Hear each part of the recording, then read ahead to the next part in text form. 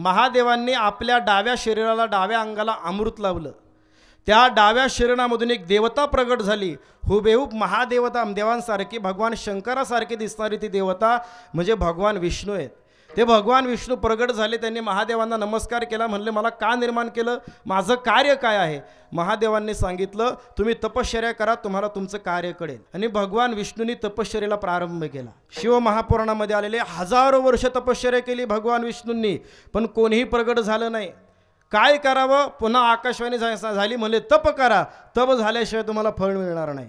तप पूर्ण झाल्यानंतर तुमच्या नाभीमधून कमळ जन्माला येईल आणि त्या कमळामधून ब्रह्मदेव जन्माला येईल. पुन्हा भगवान विष्णूंनी तपश्चर्याला प्रारंभ केला. इतकी तपश्चर्या केली की भगवान विष्णूच्या अंगाला घाम आला. तो घाम इतका होता की त्या घामानं संपूर्ण क्षीरसमुद्र भरला आणि त्याच पाण्यामध्ये ते भगवान विष्णू राहायला लागले, झोपायला लागले. म्हणून त्यांना नाव पडलं नारायण. नार म्हणजे पाणी आणि अयन म्हणजे राहणारा, पाण्यामध्ये राहणारा, म्हणून नारायण.